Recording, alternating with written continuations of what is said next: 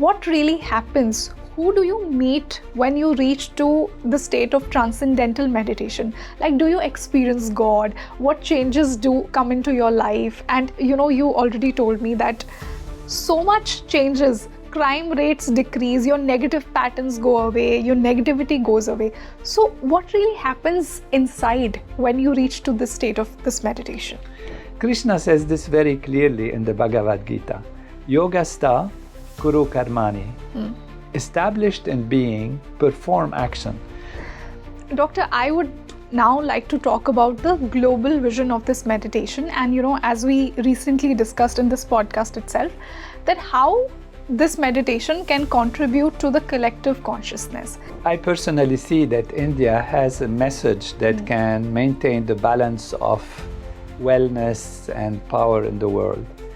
India's knowledge is based on the true understanding of reality of life. That's why I wrote the book Consciousness is All There Is, because in the search for what is ultimate reality, what makes a real difference in the world and in behavior among nations and on the global level. So doctor, for any of my viewers who are hearing this meditation for the first time in their lives, if they want to make it a part of their regular lives, what is the process like, and what changes would transcendental meditation would bring into their life? 20 minutes morning and evening, comfortably sitting in a chair. So there is no need for changing habits or belief, or we've taught this to all religions, all even leaders of religions, leaders of the world that practice it regularly. And it doesn't require any theoretical understanding that is very advanced, because it's a very simple, very natural, innocent technique.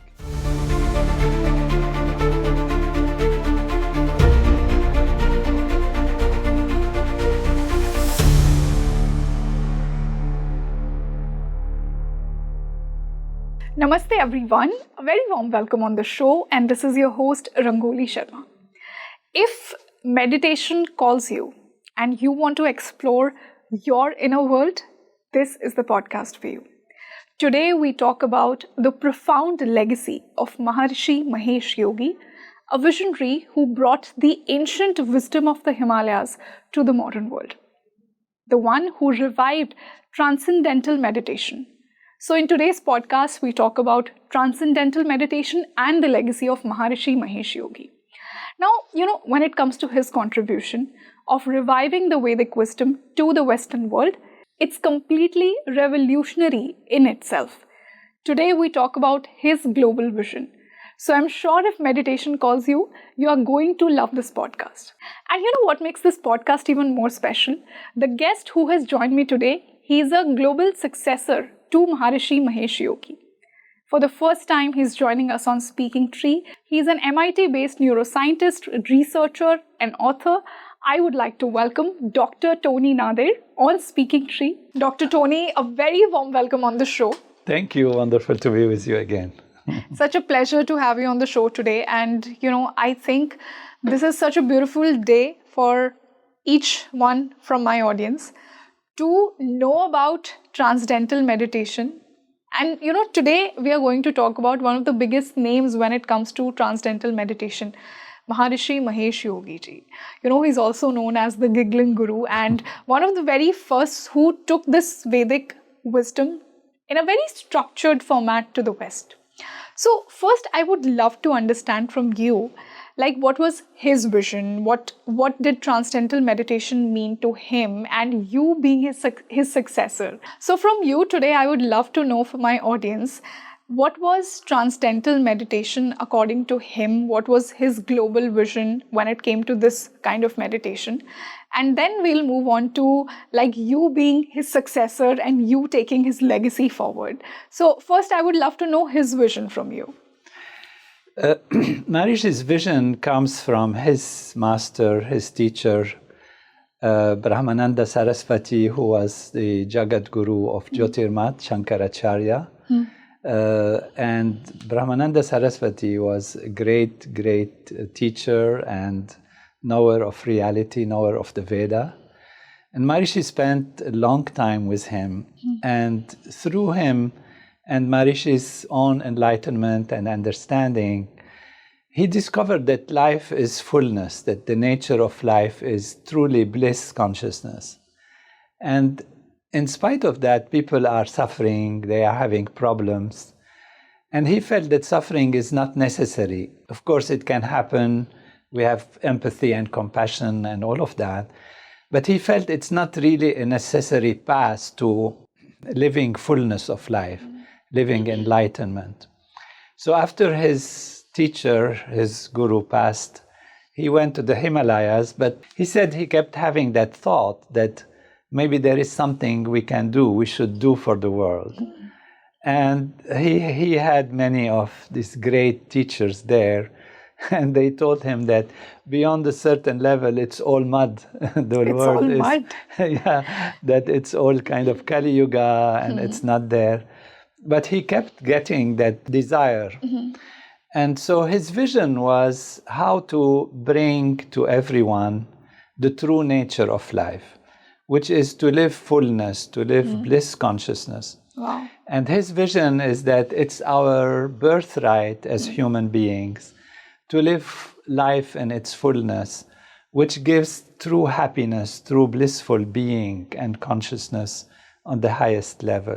And when this is lived on the individual level, that society will transform and life can change on all different levels of interactions between individuals and between nations and on the global level. So he went with that vision to the world to create enlightenment and wakefulness and liberation and moksha in the lives of the people.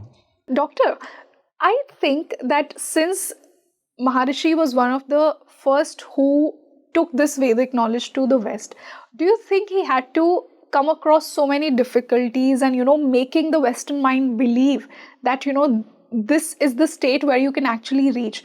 Was it not difficult for him to make them understand Atma and Brahma and soul and source? What's your take on it? How was his journey? Maharishi was himself a scientist. He was a physicist. And so he believed in the scientific method. And he used terminology that actually will be understood in the West. What's very interesting, a very interesting story is when he arrived in California and he gave a lecture.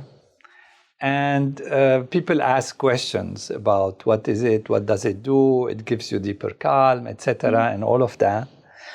And then he said, after that, the paper started writing. This is a teacher from India coming to teach us how you can rest more and how you can sleep better.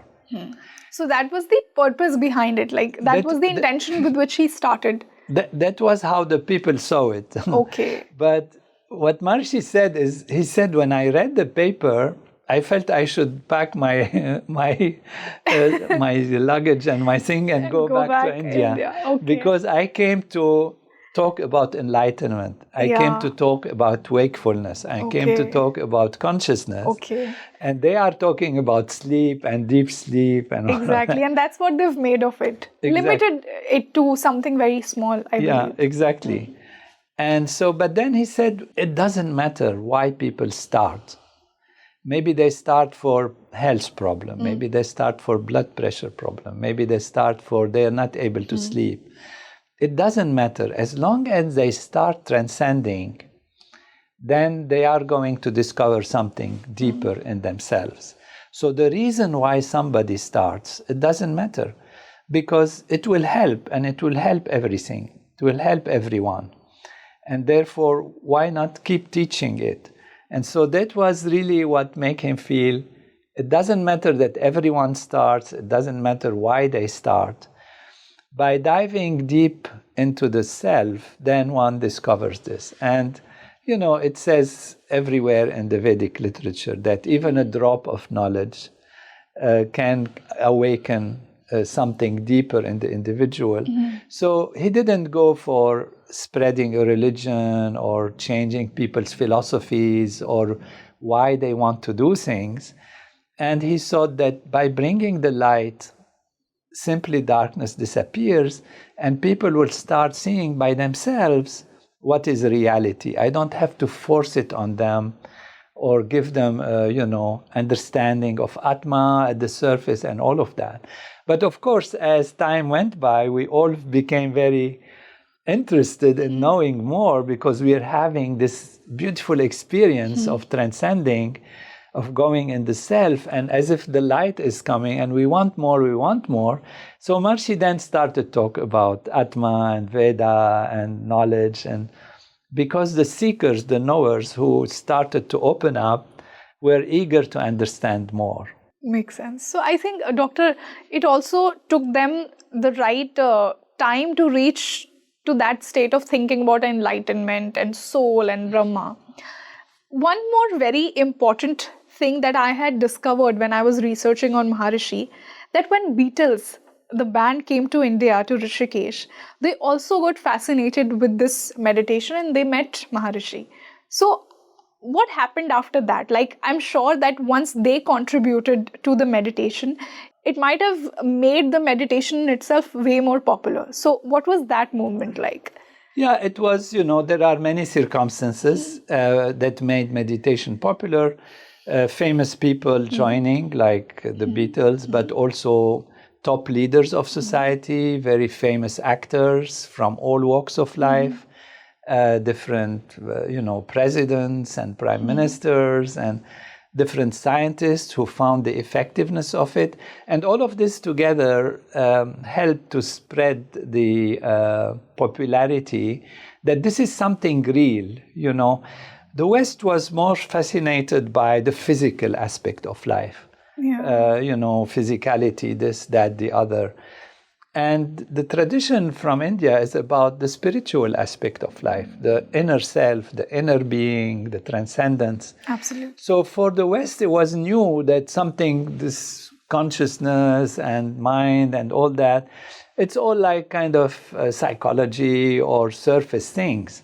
But then they started to discover that it makes an effect on all aspects of life and all aspects of the physiology. And, Paul McCartney and Ringo and all that, they made a big concert for Maharishi many times recently, even in the past few years. And they continue to stay in touch with us and support the movement, And, George Harrison also, and all of them. He passed away, but they kept being in touch and being supportive. And there is no question that they helped to popularize in a way. But what helped to maintain it, because, these things happen like a period of time, you get kind of a fashion kind of thing. Exactly. But rather than fashion, you forget. Yeah, rather than fashion, Maharishi wanted to be a science. Exactly. So there is a science of consciousness, a science of mind that is more profound. What is a science? A science is the methodology, a methodology of research. You do scientific research, you prove that this works, this doesn't work, this is real, this is not real. Right. And through the scientific method, we have proven that transcendental meditation is for real. It's not just your imagination. It changes your blood pressure, normalizes it. It changes your cortisol stress level. It improves your metabolism, resistance, resilience to stress and strain, reduces anxiety and depression. You, of course, sleep better, feel better, and are able to be more creative. Even students have better grades at school. Creative people have better imagination. You have the top movie producers and directors that talk about it, how it improves their creativity and imagination.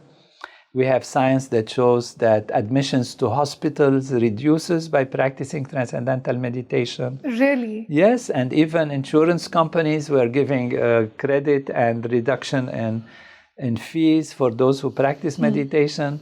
Even accidents of the roads reduce. So it's something that is truly profound and holistic, which is proving that the mind, our consciousness, is a very powerful tool. Absolutely. To change our life physically and behaviorally, And even in effect on society, we have research that shows that when small percentage of people practice transcendental meditation in a society, crime rate decreases, accidents of the road decrease, all kinds of drug and problems reduce, and conflict between nations also reduce. Really? So it can like globally impact us in a very positive way if we think about it. Absolutely. It's because the ocean of consciousness is not limited to myself. It's not just my ocean. I might appear like a wave in the ocean, but the ocean has many waves. And another wave is Rangoli, another wave is a wonderful wave, is someone else, or a tree, or a cow or something. These are waves that appear on the surface, but we are all the ocean ultimately. We don't know it, but we are that. And to know it is to reach what we call enlightenment, is to reach light, to have the light, to know reality, is to know that we are that ocean. So that was the vision of Maharishi, if we come back to the original question also, to awaken ultimately in the awareness of every individual and every society, the understanding not only intellectually but experientially, which means you experience who you are from within, and you know you are the ocean. But when you experience that ocean, you enliven it. And you're not enliven it only in yourself, because the ocean is the ocean. So you enliven it in the whole society. And that's why people, even who don't practice transcendental meditation, start behaving in a more way that is conducive to positivity and cordiality and empathy and compassion in society. So, Doctor, you told me that transcendental meditation in itself is so profound. But let's just say, for anybody who wants to understand, what really happens? Who do you meet when you reach to the state of transcendental meditation? Like, do you experience God? What changes do come into your life? And, you already told me that so much changes. Crime rates decrease, your negative patterns go away, your negativity goes away. So what really happens inside when you reach to the state of this meditation? You reach a state of true fulfillment inside. Fulfillment means nothing is missing. And the tendency of life is always to want more. But how much more you can get on the outside? You look at the people who are successful, they are great success, but they want more. They still want more. They still want more. And more than the most, what can you get? You want everything. So that seems like being greedy, but it's not, because it's the nature of life to want more. Exactly. It's our nature. However, we are looking for more always to the outside. That is the difference. If you go back to the inner self, then you discover that yourself, your Atma, which is the self of everything, is more than the most. And it's the source of everything. And that is why you get a sense of fulfillment, sense of nothing is missing. But what's also interesting is that it doesn't mean you become disinterested in the outside. To the contrary, everyone has a role to play. Everyone has a vocation, the dharma, something to do. And when you have clarity within, then you are able to perform your action in the most fullest way. Krishna says this very clearly in the Bhagavad Gita. Yogastha kuru karmani. Established in being, perform action. So the most successful action happens when you are established in the self. You're established in being. Completely agreed. And that is really a sense of fulfillment from within, and also the ability to fulfill yourself on the outside. That's why we call it 200% of life. 200% of life. Yes. That's what transcendental meditation gives you. Exactly. The 200% fulfillment of life. Yes. Why Great. is 200%? Yes. Because 100% inner, spiritual, and also 100% achievement. And material. Okay. All fulfillment on the outside. So one doesn't have to negate the other. It doesn't mean if you want to perform in life, then you don't have access to the spiritual value. And it doesn't mean that if you want to be spiritual, you have to be a recluse or leave life or leave everything. What Maharishi has explained is that you can have full spirituality, fully established within, and at the same time, fullness on the outside. That's the 200% of life. Doctor, I would now like to talk about the global vision of this meditation. And, as we recently discussed in this podcast itself, that how this meditation can contribute to the collective consciousness. So how do we make sure, like with people like you who are continuing the legacy of Maharishi, how do you make sure to apply this global vision to a bigger section of the society? And where are we lacking into not adapting it as much as we should have by this time? I'm speaking on the Indian perspective as well as a global perspective as well. That's really beautiful and a key point in the world today, actually, where I personally see that India has a message that can maintain the balance of wellness and power in the world. India's knowledge is based on the true understanding of reality of life. That's why I wrote the book, Consciousness is All There Is, because in the search for what is ultimate reality, what makes a real difference in the world and in behavior among nations and on the global level, and to make a long story short, it's consciousness, it's awareness. We are facing now lots of challenges, including artificial intelligence, for example, which is so able to do so many things for us. But it also gives us a threat that if we use artificial intelligence for fighting each other as an arms race, or we use it and direct it in the wrong way, then we can face serious problems in the world. And the world searching for things on the surface level is also potentially leading to great problems. What we need is to raise consciousness, to raise awareness. That is the global vision. Because by raising awareness and understanding, not only intellectually, which is very nice, because there are many intellectual reasons and logics that explain how we are all consciousness, how Atma is the self, etc. But actually by experiencing it and enlivening it directly in our awareness through transcending, go beyond the surface, go back to yourself, experience your true inner self, and you're enlivening the inner self of everything and everyone. I say everything, not only everyone. Everything, which means the animals, the trees, the mountains, the rivers, because the true self of everything is consciousness. Exactly. And when we enliven that, we have a global transformation and awareness of the unity of life within, and then we act towards each other in a more holistic way, more cordial way, in a spontaneous way, which means it is not forced, it is not contrived, it is spontaneous. Because when I know you are me and I am you, then there is no two. So when I act towards you, I act with the sense of acting towards myself. Absolutely. Which is the greatest wisdom, actually, the golden rule, they call it. Do unto others what you want to do unto yourself, or don't do unto others what you don't want to be done unto yourself. This is nice intellectually, but when you experientially know and feel inside you that you are one with everyone, then you spontaneously act in a way that is conducive to the best for the others, because the others are not others truly.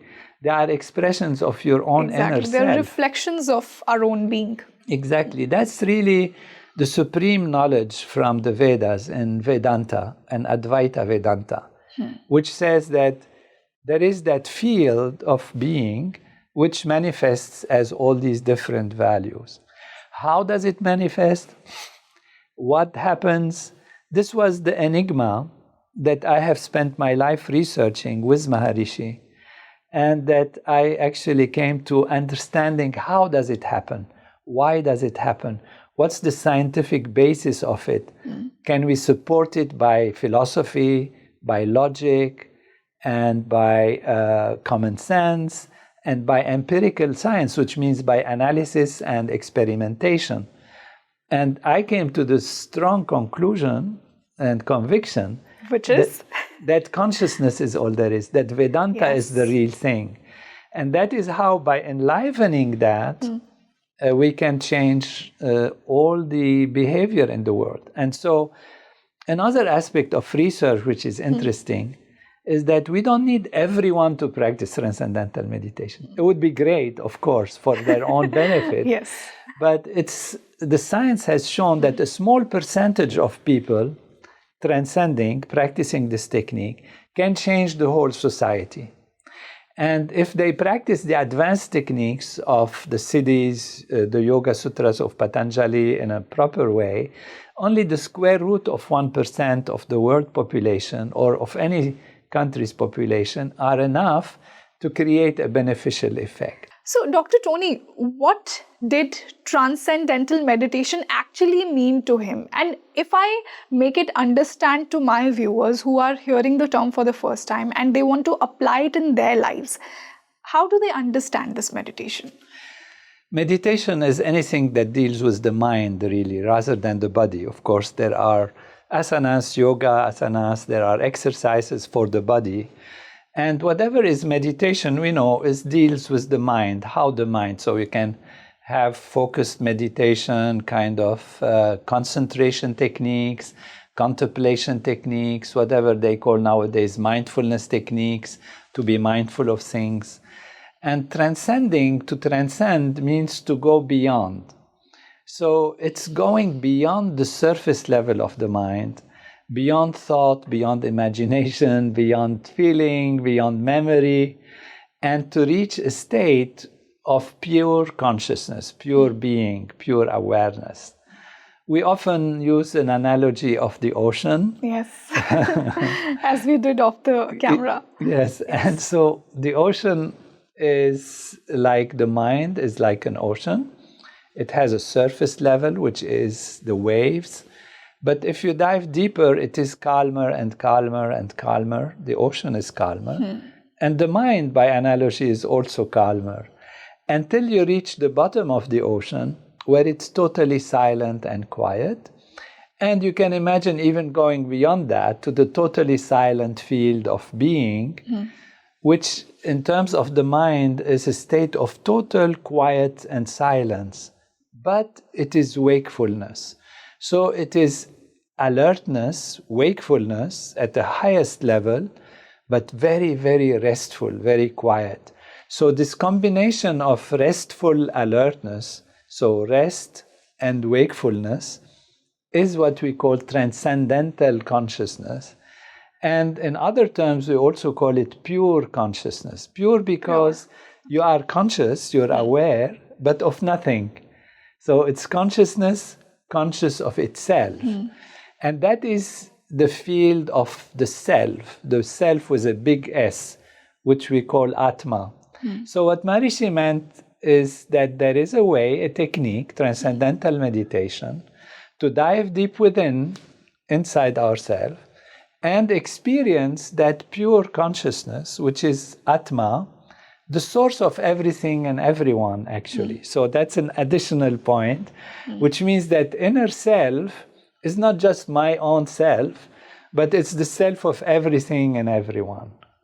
And that is how all creativity, all intelligence, and how one can feels and lives fulfillment, not only during the transcending moments, because we do this technique 20 minutes morning and evening, but also it gives the ability to act and think in a proper way, to achieve maximum in life and to gain fulfillment. Wow. So that was the essence of the message. So, Doctor, for any of my viewers who are hearing this meditation for the first time in their lives, if they want to make it a part of their regular lives, what is the process like? And what changes would transcendental meditation would bring into their life? What's good is now we have almost 70 years behind us of practice and scientific analysis of transcendental meditation. So what we say is not anymore just a nice idea or a wishful thinking. It's actually proven scientifically. So the way to learn transcendental meditation is very simple. It's in only 4 or 5 days at a rate of 1.5 hours per day. Only 1.5 hours they'll have to dedicate? Exactly. Okay. At the beginning to learn it. Okay. And then you practice it 20 minutes morning and evening, comfortably sitting in a chair. So there is no need for changing habits or belief or, we've taught this to all religions, all even leaders of religions, leaders of the world that practice it regularly. And it doesn't require any theoretical understanding that is very advanced, because it's a very simple, very natural, innocent technique. Is it? It I is. would love to know what really happens. If I want to learn as a seeker, if I want to learn this meditation, what is that state that I imagine? Because, doctor, when we think of guided meditation, when we think of, affirmations, we follow a certain technique. But what really happens in transcendental meditation? What do we think about? What is that focus point? First, you get an introductory lecture, so you know what are the benefits, so you know what to start. So that takes about an hour with a preparatory lecture that allows you to understand what you're going to learn exactly. And then there is an instruction, an initiation. And we do this instruction in the context of a puja. So there is a puja, and then you receive a sound, a mantra. But this mantra has no meaning. Exactly. It limits you, I believe, in one way or the other. So the way you actually will practice is sitting comfortably in a chair. You close the eyes, and there is a way to use this mantra that allows the mind, guided by its own nature, to dive deep within.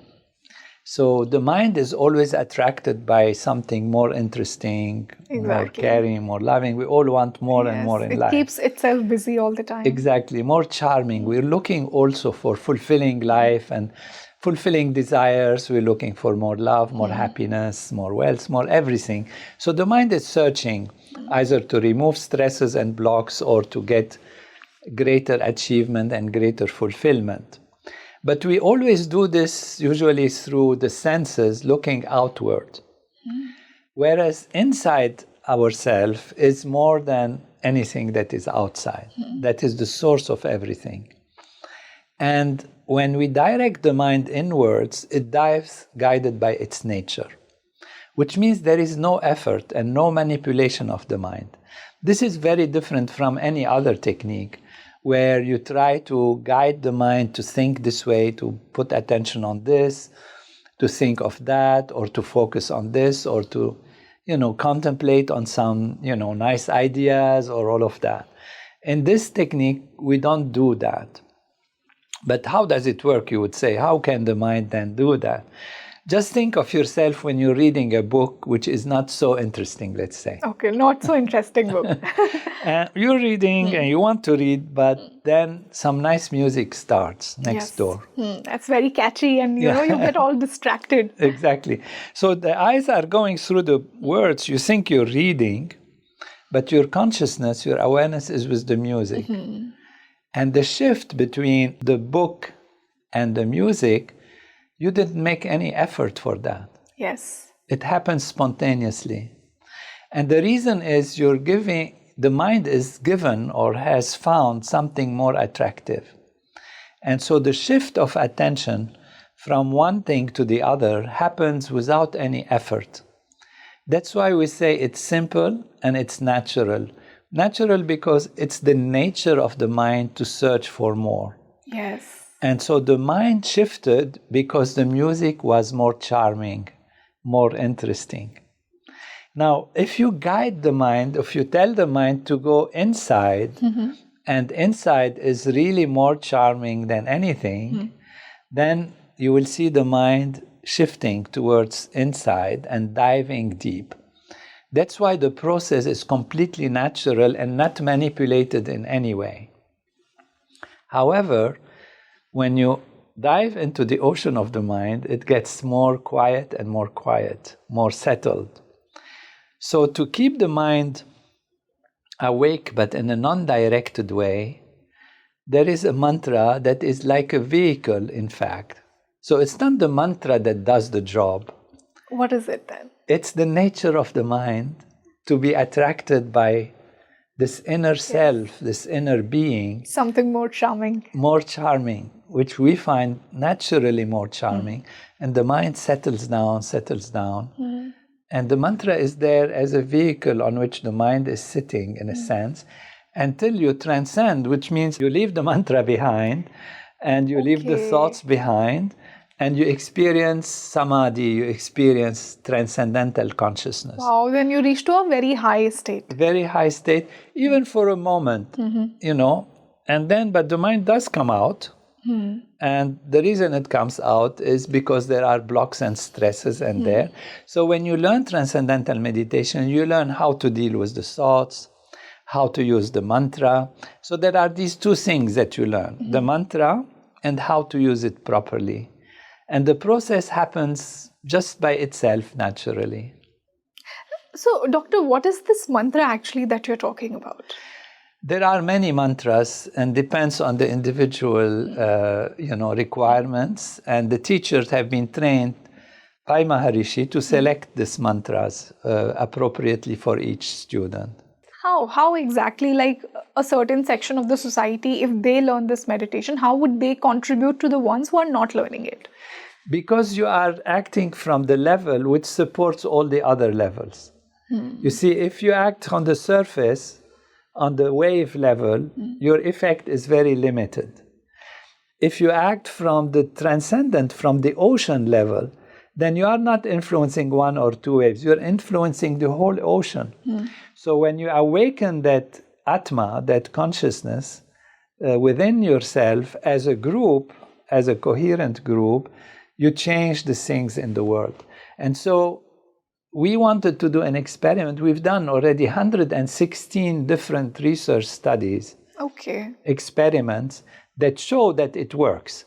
You know, because it's nice to say theoretically it's a nice idea, but you have then, that's where science comes.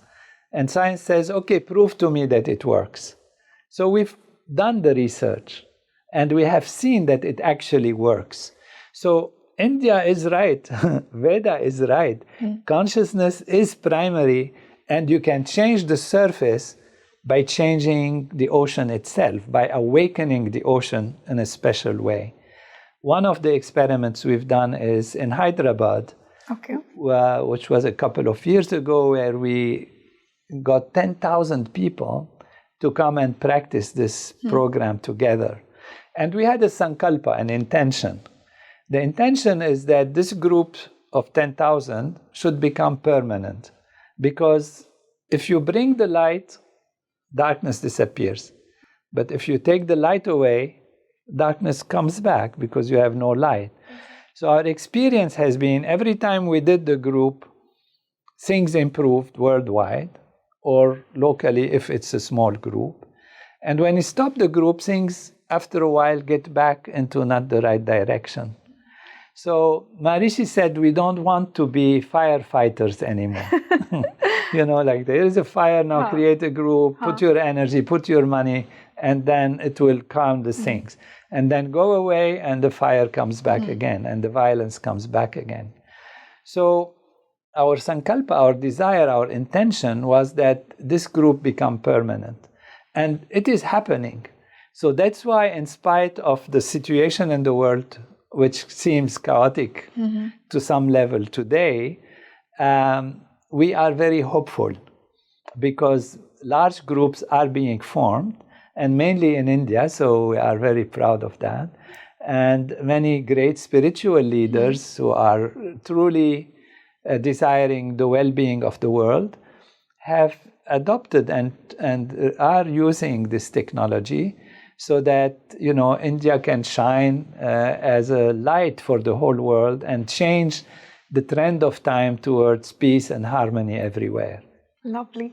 And Doctor, I believe that, you know, youth, especially there is a spiritual expansion that I believe that is happening in the world. Consider it India or be it globally. I think more people are getting into spirituality. So what's your last message to the young audience watching this podcast? How can they make sure that they make transcendental meditation a part of their life and contribute to the collective consciousness as Maharishi once wished for all of us? Well, I want to say one thing first to the youth is that spirituality is not something esoteric and mystical. It's scientific. That's what we are working. Spirituality is scientific, which means when you use your mind and go through the field of consciousness, rather than just the material level, go to the field of consciousness, which is ultimate spirituality. I mean, we have to define spirituality a little bit from my perspective and the perspective of Maharishi. Spirituality is that which is non-material, non-physical. So when you say, I'm feeling something, love, that's not physical. The feeling is spiritual. When you say, I believe in something greater than just the physical, I believe there is an energy, there is a force, there is a reality which is non-material, that is spiritual. What is most spiritual? Most spiritual is that which is least physical. Least physical is the most spiritual. Yes. Yes. And what is least physical is pure consciousness, Yeah. pure awareness, pure being. So true spirituality is to go back to yourself and experience that you are not just a physical entity, you are much more than that. You are the ocean of being, you are pure consciousness, and you can experience that. The beauty is that when you experience that and enliven it, all the other aspects will be added onto you, will come onto you. Your desires for fulfillment, your desires for peace, for harmony, for good compassion and empathy, for peace and harmony in society, get fulfilled by you actually going away from all these considerations into the field of being, the field of the self. This is very, very important. You know, when a tree has to go very high, it sends its roots down in the earth, in the field, in the hidden field. So the roots of what is appearing on the outside are hidden in the earth. If you want to have a big building, tall building, you start digging deep in the earth for have the foundation. If you want a big wave, huge wave in the ocean, you want a big ocean. You can only create ripples on a glass of water on a pond, but the ocean can create big waves. So make your ocean as big as possible, Yes. which is really infinity in a sense, Yes. and then you can be successful on the outside. You know, so if you want your arrow to hit the target, you see somebody drawing it back, so you think, oh, wasting your time, you're drawing the arrow back, you want to hit it in the front, but no, you don't know the technique. The technique is you pull the arrow back, Yes. and then you let go. So going back to the self is supreme spirituality, and it's not hiding away from the world. It's actually being able to hit the target and to have the biggest powerful waves on the surface of action and being and fulfillment and living life in bliss. Definitely, Doctor. And I'm sure that all the spiritual seekers who were looking for a new form of meditation and who wanted to spiritually upgrade themselves, this is the podcast for them. Because today we talked about a very important type of meditation, and which was Maharishi's dream also, how it made the Western mind think about the Vedic wisdom. This was our intention, and by the end of the podcast, I can say that this was beautifully fulfilled, all thanks to you and your great wisdom. I feel supremely honored to sit here with you today and discuss Maharishi's vision, and I'm sure that I will also try my best to make this meditation a part of my life, and the same I wish for all my viewers. So Doctor, thank you so much for joining us today. Lovely to have you. Thank you. It's my joy and pleasure and a great honor to be talking to your viewers and to you. Looking forward to more expansion of knowledge that comes from this wonderful land, Bharat, India, Vedic land, Veda Bhumi Bharat, which has given the world and will actually save the world. I have no doubt about it. Definitely. Thank you so much, Namaste. Doctor. Namaste. So you tell me in the comment section, how did you like today's podcast? What does meditation mean to you? Which type of meditation calls you? Do you know about Maharishi Mahesh Yogi? Do you know about Transcendental Meditation? Have you ever tried it? If yes, do let me know in the comment section. Also, let me know from which part of the world are you watching this podcast. This is your host, Rangoli Sharma. I'll keep bringing you such insightful discussions. Namaste.